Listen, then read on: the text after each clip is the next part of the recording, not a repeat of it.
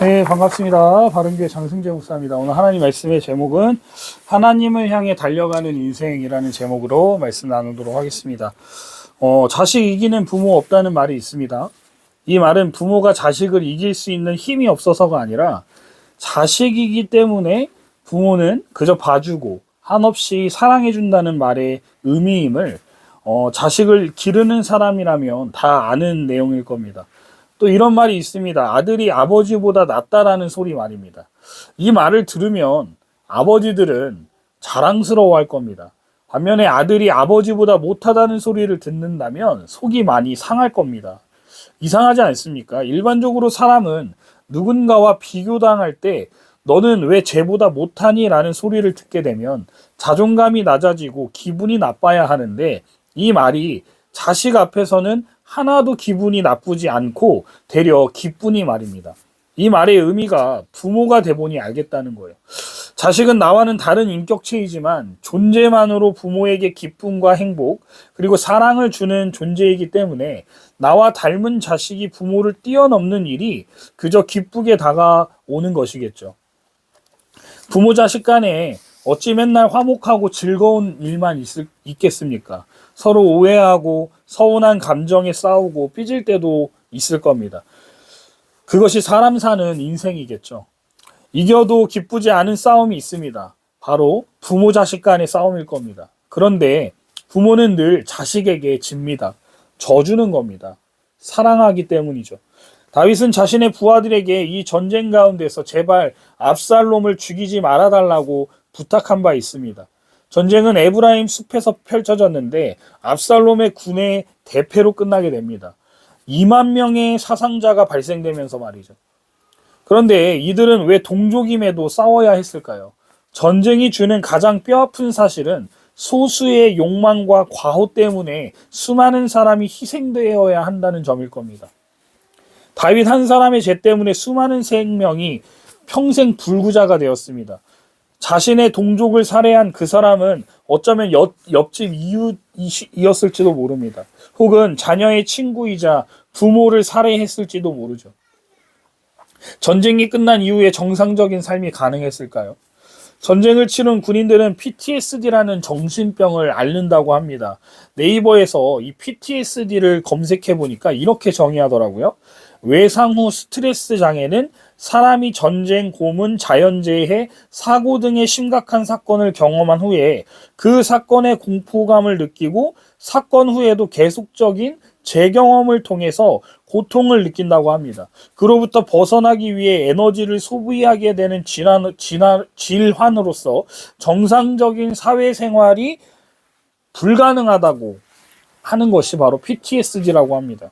당시 의학이 발달되지는 않았기 때문에 증상도 모른 채 힘들어했을 사람들을 생각하면 마음이 먹먹해지는 건 어쩔 수 없는 것 같습니다. 이건 단순히 다윗의 죄 때문이라고 그에게만 책임을 물 일도 아닙니다. 압살롬의 거룩하지 못한 야심 때문에 2만 명이 죽은 것도 있습니다. 우리는 여기서 한 가지 큰 교훈을 얻게 되는 것 같습니다. 목자가 좋은 양떼를 만나는 것은 복입니다. 그러나 양떼가 좋은 목자를 만나는 것은 더 큰 복이라는 점을 알려준다는 겁니다. 이것은 교회에도 똑같이 적용될 수 있다고 저는 생각합니다. 지도자는 더 이상 개인이 아니라 공인입니다. 지도자의 실수가 교회를 큰 혼란에 빠뜨릴 수도 있다는 것. 지도자의 리더십이 어떠냐에 따라서 교회를 세울 수도 있고 무너뜨릴 수도 있다는 사실이 제게 큰 경각심을 주는 것 같습니다.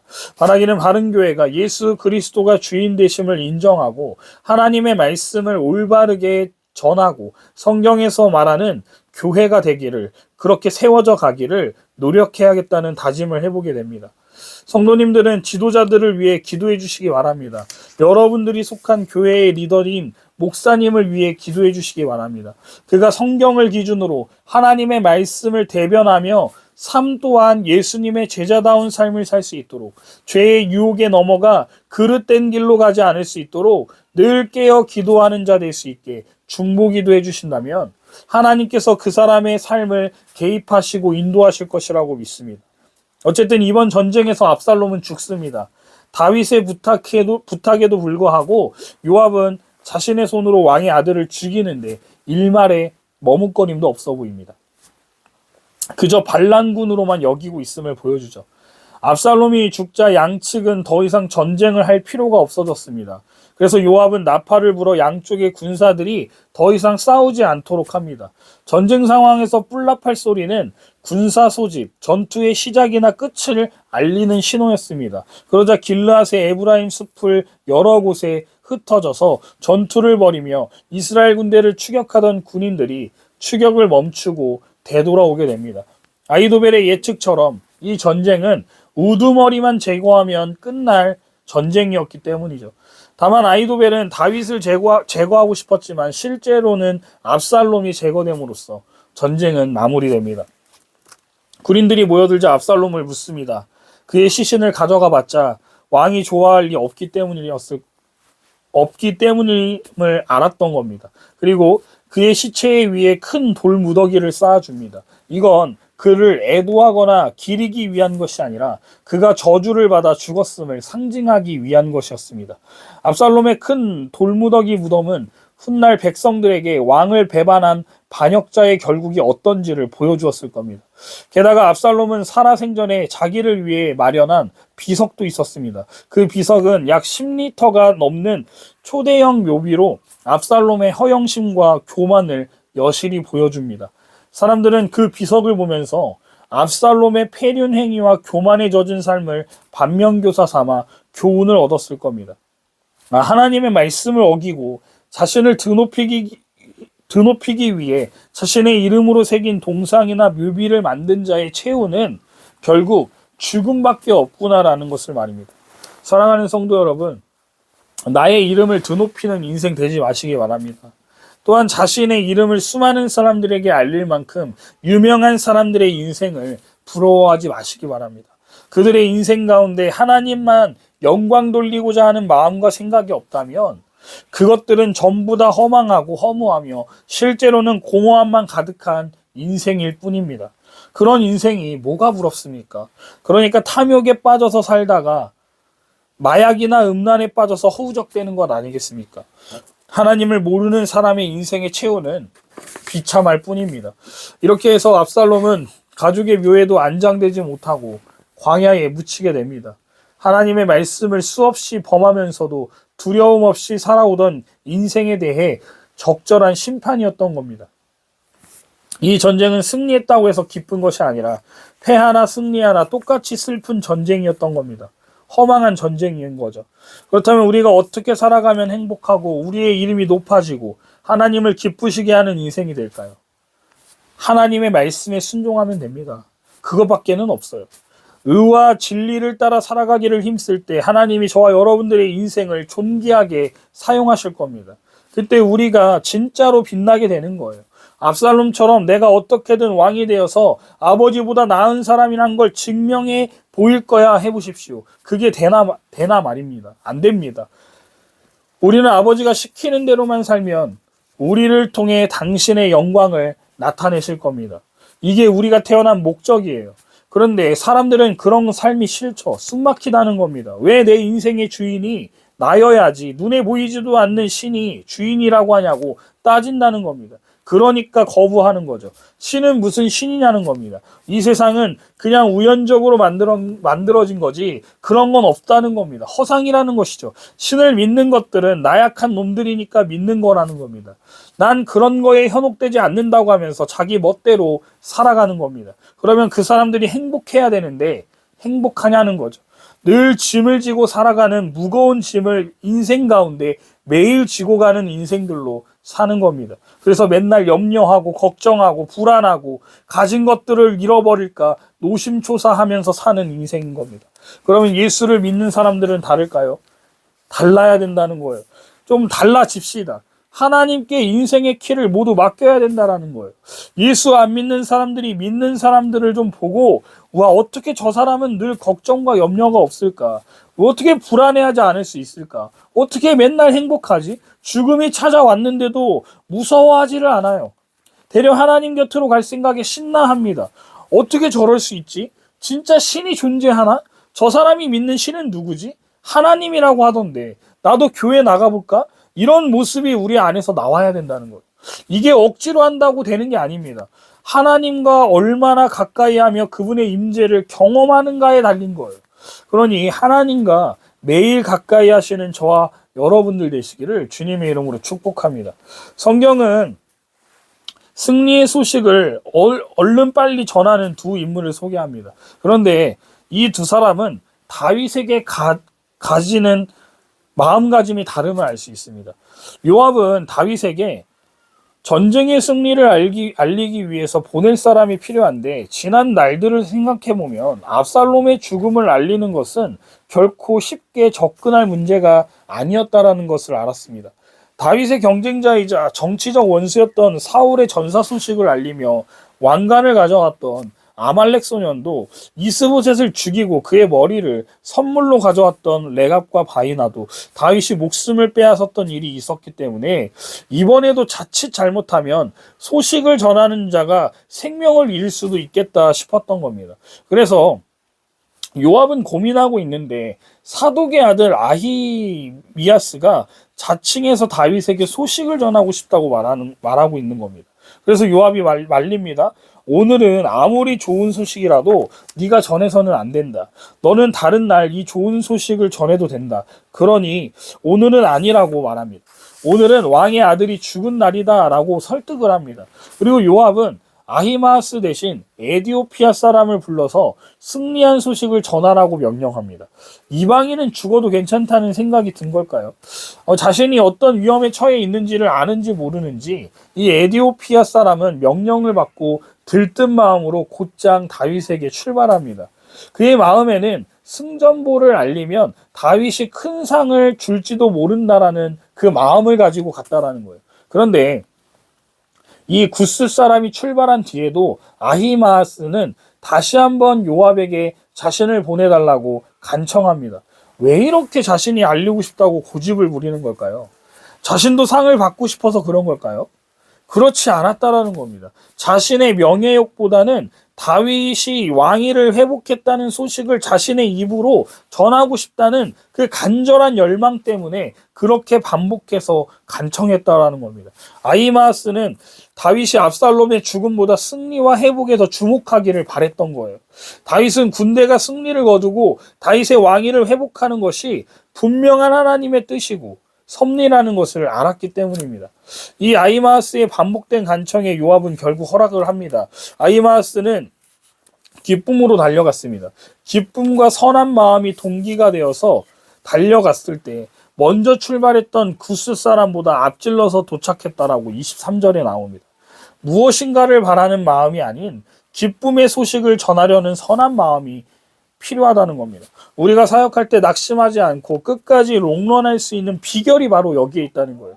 하나님이 맡겨주신 일이 무엇인가를 바라고 하면 어느 순간 힘들고 지쳐서 그만하고 싶어질 때가 온다는 겁니다. 기쁨과 평안이 사라진다는 거예요. 그러나 하나님의 일을 하는 바른 마음가짐은 기쁨과 평안이 넘쳐나게 되어 있다는 겁니다. 사람들은 누구나 인생이라는 마라톤을 달려갑니다. 그런데 아무런 목표 의식 없이 달리는 사람들이 있어요. 그런 사람은 금방 지쳐서 포기하게 되어 있습니다.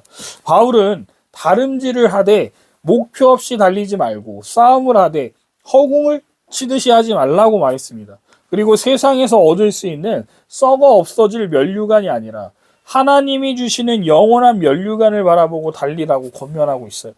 그렇다면 영원한 면류관을 얻기 위해 우리가 추구해야 할 목표는 무엇이겠습니까? 그것은 예수님의 성품을 닮아가는 겁니다. 예수님의 성품은 거저 주어지는 게 아닙니다. 성령님의 뜻에 순종하며 살아갈 때 우리 인격 속에 맺히는 열매로 피어나게 되어 있는 것이죠. 그 과정 속에서는 여러 가지 고난과 어려움이 기다리고 있습니다. 열매는 한 번에 맺어지는 게 아니거든요. 수많은 시간이 필요하다는 겁니다. 씨가 뿌리를 내리고 싹이 피고 열매를 맺는 그 과정이 필요하다는 겁니다. 말씀을 몇 가지로 정리하면서 마치고자 합니다. 첫 번째, 여러분의 이름을 드높이기 위한 인생이 되지 않기를 바랍니다. 또한 자신의 이름을 수많은 사람들에게 알릴 만큼 유명한 사람들의 인생을 부러워하지 마시기 바랍니다. 그들의 인생 가운데 하나님만 영광 돌리고자 하는 마음과 생각이 없다면 그것들은 전부 다 허망하고 허무하며 실제로는 공허함만 가득한 인생일 뿐입니다. 그런 인생이 뭐가 부럽습니까? 그러니까 탐욕에 빠져서 살던가 마약이나 음란에 빠져서 허우적대는 것 아니겠습니까? 하나님을 모르는 사람의 인생의 최후는 비참할 뿐입니다. 두 번째, 교회는 경쟁하는 곳이 아닙니다.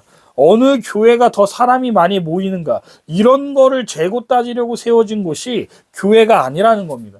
그런데 언제부턴가 서로 우리 교회 성도 몇 명이 모이냐, 교회 건물은 얼마나 크냐, 이런 걸로 상대평가하면서 그 목사님 개척하더니 성도 몇 명이 모인데 이게 자랑거리입니까?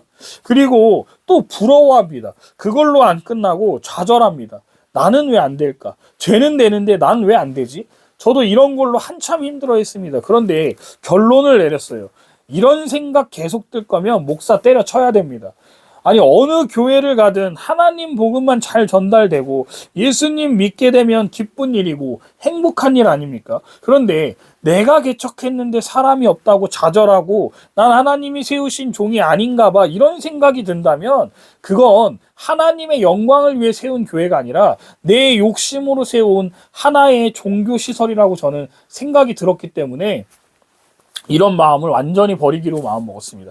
바울이 뭐라고 말합니까? 자신과 비교해서 늘 좌절하고 어려워했던 사역자들이 있었어요. 자신이 감옥에 갇히니까 그 사람들이 다른 사람들에게 인정받고 싶어서 이때다 싶더니 열심히 복음 전하는 일에 매진했다는 소식을 바울이 들었습니다. 감옥에서요. 그러면 바울이 어떤 반응이 나와야겠습니까? 아, 이렇게 내가 무너지면 안 되는데, 내가 감옥에서 이럴 때가 아닌데, 내가 세운 교회인데, 담임 목사인 내가 더 잘해서 그들보다 더 유명해져야 되는데, 내가 지금 이게 무슨 지금 상황인가 하면서 개탄했습니까? 아닙니다. 바울은 자신을 욕하고 비방하고 깎아내리면서 자신을 이기기 위해 예수님의 복음을 전하는데 노력했던 유대인들을 보고 되려 너무 좋다라고 했다는 거예요. 얼마든지 그걸 위해서라면 욕하고 다녀도 상관없다는 겁니다. 얼마든지 나를 질투하고 시기하면서 더 열심히 복음만 전해질 수 있다면, 예수님만 잘 전해진다면 괜찮다라는 겁니다. 그게 진짜 예수님을 사랑하고 그분의 말씀 앞에 사는 목회자의 모습이 아니겠습니까? 이 작은 나라에 교회가 얼마나 많습니까? 저희 교회만 해도 바로 앞 건물에 교회가 있고 그 옆에도 있고 상가라는 건물에 교회가 없는 곳이 없습니다. 그러면 서로 경쟁 상대들인가요? 저 교회 많이 가면 안 됩니다. 하나님 우리 교회에 많이 보내주십시오. 그러면 되는 거냐는 겁니다. 많은 사람들이 대부분 다른 사람과의 경쟁에서 이기고 더 많은 것을 얻기 위해 재능과 지식을 사용합니다. 그렇게 서로 경쟁하다가 상처를 주고받고 갈등을 겪기도 합니다. 하지만 하나님은 우리가 받은 재능과 능력으로 이기적인 욕심을 채우기 위해 교회를 세우라고 하신 것이 아니라 다른 사람의 아픔을 위로하고 사랑을 실천하고 예수 그리스도의 복음을 온전하게 전하라고 세우셨다는 것을 성도님들도 기억하시기 바랍니다. 그러니 더 이상 경쟁 모드로 교회를 섬기는 것이 아니라 우리가 가진 은사와 달란트가 무엇인지 아신다면 그것으로 다른 사람을 도와 하나님의 마음을 기쁘시게 하는 자리에 오르시기를 바랍니다. 세 번째로, 목표를 가지고 살되 선한 동기와 마음으로 그 일을 해내야 된다는 거예요. 사람들은 모두 자기가 원하는 목표를 향해 달려가고 있는 게 사실입니다. 어떤 사람들은 세상의 부와 성공을 위해, 또 어떤 이들은 쾌락과 자기 만족을 위해 달려가죠. 그러나 성도는 달라야 합니다. 하나님은 우리가 영원히 면치 않은 하늘의 면류관을 향해 달려가기를 원하신다라는 거예요. 우리는 이미 생명의 면류관을 받은 자들입니다. 이후에 천국에 가서 그 면류관을 수여할 날이 남은 것뿐입니다. 그러니 하나님의 은혜를 입은 자로서 하나님과 이웃을 사랑하고 모든 민족의 구원을 위해 충성하는 사람들이 되시기를, 하나님의 뜻에 합당하게 순종하며 살아가는 저와 여러분들 되시기를 주님의 이름으로 축원드립니다.